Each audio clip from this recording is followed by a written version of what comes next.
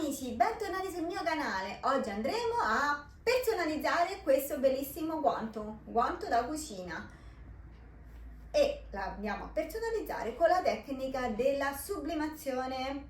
Già so cosa vi state chiedendo: come puoi sublimare un colore così scuro? Come puoi sublimare un tessuto naturale come il cotone? È vero, tante volte ne abbiamo parlato, che la sublimazione sui colori scuri non esce bene, che la sublimazione sui tessuti naturali non esce bene, ma oggi vi spiegherò una tecnica dove riusciremo a sublimare su questo guanto grazie ai termovinili della Biflex. Quindi se anche a voi interessa sublimare come farò io oggi, quindi con questa nuova tecnica che vi spiego, e volete acquistare i termovinili della Biflex, qui sotto lascerò il link di dove poterli acquistare e anche il mio codice sconto. Ma adesso vi dico sempre banda alle ciance e all'opera! Per la realizzazione del nostro progetto ci occorrerà un guanto da cucina, il termovinile, questo qui della Biflex, la serie glitter bianco, lo spelliculino, se non avete lo spelliculino va benissimo anche un ago o uno spillo, un paio di forbici, della carta forno. Questa carta da sublimazione io utilizzo questa perché ho una stampante da sublimazione che l'ho convertita io in sublimazione e con questa carta mi esce benissimo la stampa, e il tappetino della Biflex. Ovviamente anche una pressa, mini pressa o ferro da stiro, quello che avete. La nostra tavola su Cricut Design Space. La prima cosa che vado a fare è il modello della mia presina, perché così almeno mi oriento più o meno la grandezza di ciò che devo realizzare. Qui su modelli ne troviamo tanti, ma purtroppo non hanno messo un modello di una presina, o almeno io li ho controllati tutti e non ho trovato una presina. Però cosa ho pensato? Di andare su immagine e qui cercare proprio una presina. Allora, qua ce ne tira fuori tante. Diciamo che quella più simile a una presina realistica è questa, quindi io la aggiungo alla tela. La mia presina non è di colore rosso, ma è di colore nero, quindi per cercare di fare la cosa che mi dia l'idea migliore, la coloro di nero.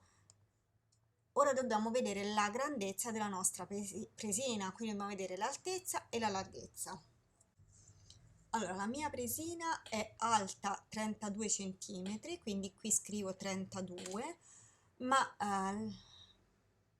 la larghezza non è 19, quindi apro il lucchetto e qui cambio, metto 17 e mezzo.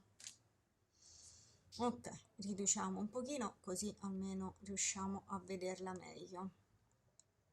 Questa presina, la mia, sulla parte dove devo andare a applicare quindi il mio lavoro, non è su questo lato ma sull'altro, quindi lo specchio.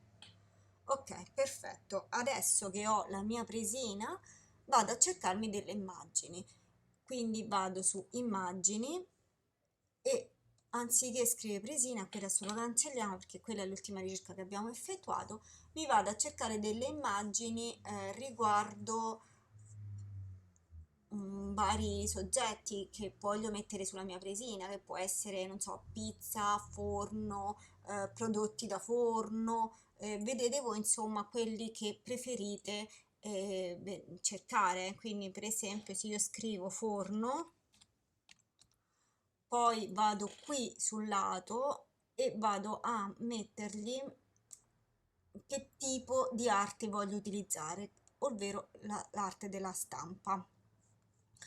Ora, vabbè, ora per ora mi dà solo questo, però volendo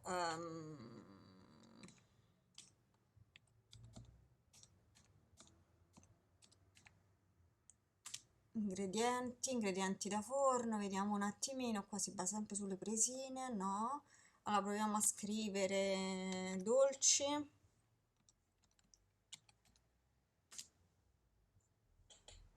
Ok, qui abbiamo un po' di dolci, insomma Qui poi vi fate la vostra ricerca, vedete un attimino qual è il soggetto che a voi piace. Se qui non, su Click and Design Space non trovate niente, potete andare anche su internet e fare una ricerca lì e poi portarvela qui su Click and Design Space.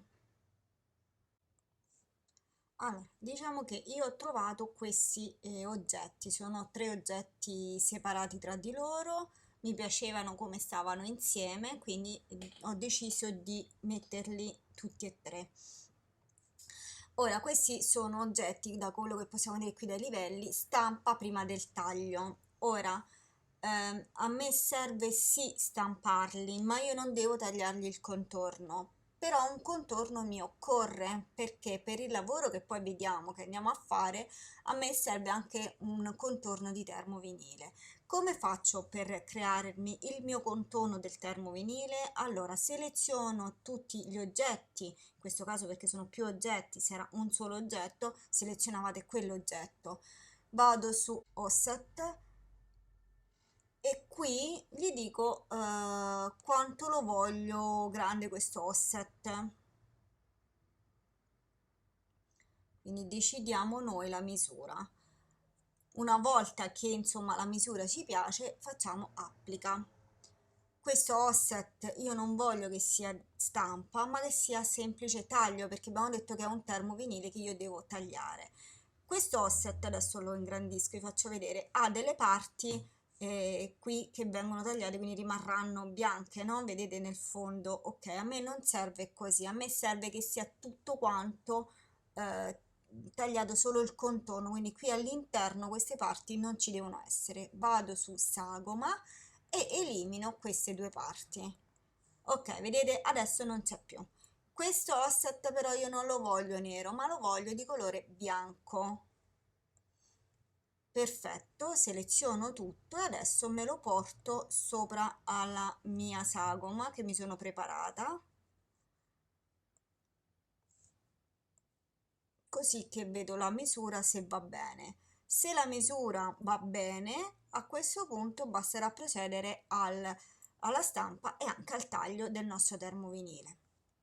Un'altra cosa importante, per quanto riguarda la stampa, in questo caso, essendo tre oggetti separati, io devo andare a unirli e fare lega, perché se no altrimenti mi farebbe tre stampe separate. Invece in questo modo me le stampa tutte insieme e tutte nella posizione che io ho deciso.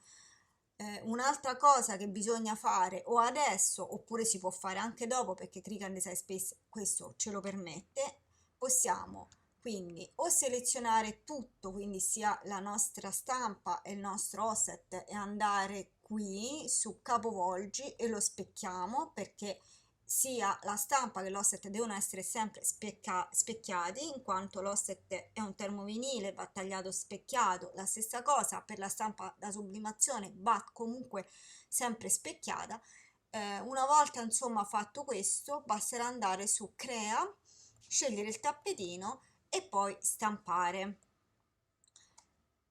Qui abbiamo la parte dell'offset, quindi la parte dove invece viene tagliato il nostro termovinile e questa invece è la parte della stampa riguardo la nostra grafica che poi che poi dovrà essere applicata quindi sulla nostra presina. Io stamperò solo la grafica, non gli faccio fare la parte del taglio, anche se qui mi dice stampa e taglia, perché poi la andrò a tagliare io con le forbici in modo grossolano, in quanto a me non serve che mi taglia singolarmente ogni pezzetto, ma a me serve che rimanga così raggruppato. Adesso invece vi faccio vedere l'altro caso in cui invece non lo specchiate adesso, ma dove dovete andare, quindi riportiamolo com'era, quindi l'ho riportato sul lato corretto, vi faccio vedere in questo caso dove bisogna andare per specchiarlo. Allora in questo caso bisogna andare qui dove c'è scritto specchia e semplicemente fleggando questa parola lo specchiamo. Qui mi porta anche la sagoma del guanto, ma io questa non la devo fare, quindi o nel momento in cui vado a tagliare non taglio la sagoma o semplicemente poi da qui me la seleziono e chiudo l'occhietto o la elimino direttamente andando sul secchio, e quindi mi lascio solo questo. Ok, adesso che l'abbiamo portato quindi sul nostro tappetino, dobbiamo specchiarlo, dopodiché facciamo continua, andiamo su invia stampa. Qui devo andare a cambiare il tipo di stampante, perché io non andrò a utilizzare la Envy, ma andrò a utilizzare la Epson, che è una stampante che io ho trasformato in sublimatica. Poi qui levo la smaginatura, perché a me in realtà non serve tagliare tutta la mia scritta, il mio disegno, ma per ora mi serve solo stamparlo. Quindi levo la smarginatura e poi vado su stampa e andiamo a vedere l'uscita della stampa.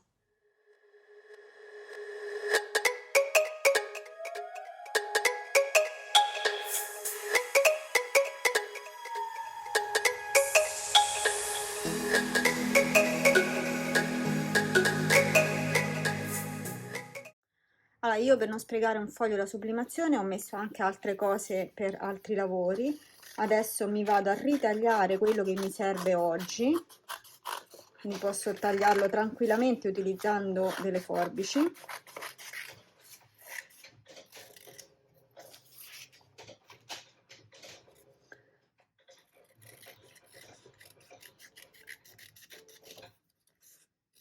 Non serve ritagliarlo in modo preciso, anche un po' grossolanamente va benissimo.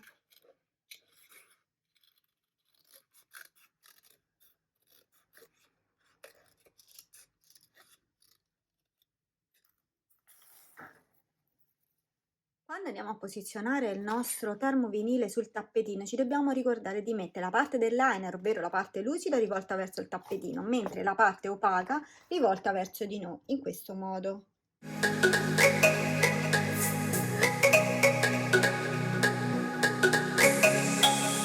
Adesso con lo spellicolino vado a spellicolare il mio termovinile. Se non avete questo, usate un ago, uno spillo, insomma qualcosa che abbia una punta.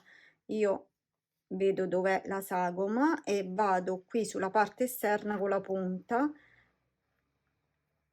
e faccio questo lavoro così da separarmi il mio termovinile dal liner. Ecco qua, e ho spellicolato anche la mia forma. Quando acquistiamo i termovinili della Biflex, all'interno troviamo una scheda tecnica come questa. Su in alto a sinistra troviamo scritta la serie che abbiamo acquistato, in questo caso la serie Glitter. Sotto troviamo la descrizione di questa serie. Sotto ancora, sempre a sinistra, troviamo un QR. In questo QR, andandoci sopra con un telefono o con un tablet, un iPad, inquadrando questo QR, possiamo vedere passo dopo passo i passaggi da effettuare per l'applicazione di questo termovinile. Mentre a destra troviamo le istruzioni, anche qui possiamo vedere tutti i passaggi per l'applicazione.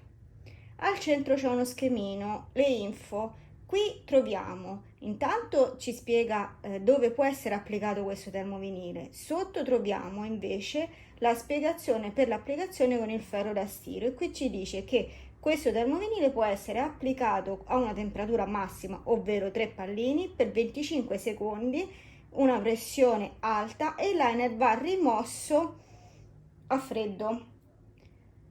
Sotto ancora invece troviamo la spiegazione riguardo la pressa, e qui ci dice che la pressa deve essere a una temperatura di 150 gradi per 25 secondi, una pressione media, e il liner va rimosso sempre a freddo. In ultimo, quindi l'ultimo rigo, invece troviamo le indicazioni riguardo il lavaggio, ovvero questo termovinile può essere lavato a 60 gradi, può essere messo in asciugatrice, ma non può essere lavato a secco. Posiziono il mio tappetino sotto e sopra il mio guanto da forno. Ora con la pressa la passo un attimino, giusto per levare eventuali pieghe ed umidità. Prendo il mio termovinile e decido il punto di dove voglio che venga applicato il nostro lavoro. Lo posiziono, dopodiché metto la pressa e per il tempo e temperatura che abbiamo visto sulla scheda tecnica, presso. Adesso attendo che si raffredda e poi lo vado a togliere il liner. Adesso posizioniamo il nostro foglio sublimatico, blocchiamo con dello scotch resistente ad alte temperature. Vi ricordo che quando andiamo a sublimare, nel momento in cui appoggiamo la pressa, non deve essere più mossa. È una cosa molto molto importante questa, altrimenti viene quell'effetto mosso bruttissimo da vedere. Appoggio la pressa e la blocco, faccio partire il timer. Per questi fogli che ho io, quindi per questa carta sublimatica, bisogna mettere una temperatura di 200 gradi per 20-25 secondi. Questo poi dipende anche dalle vostre presse. Togliamo, aspettiamo un attimo che si raffredda e poi andiamo a staccarlo.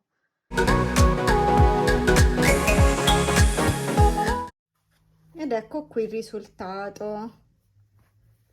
Bene amici, spero che questo tutorial l'abbiate trovato interessante. È un metodo per poter quindi risolvere in caso in cui non abbiamo le giuste condizioni per poter fare una sublimazione. Se anche a voi piacciono questi termovinili, qui sotto vi lascio il link di dove andarli a acquistare e il mio codice sconto. Se avete dubbi e domande scrivetemi, che io così poi vi potrò rispondere. Se il video vi è piaciuto, mi raccomando, mettete un bel like e condividete, così che il canale può crescere. Se poi ancora non vi siete iscritti al mio canale e vi piacciono questi video, iscrivetevi e cliccate la campanellina, così che poi vi arriveranno notifiche dei prossimi video. Io adesso vi saluto e vi do appuntamento al prossimo tutorial. Ciao amici, a presto!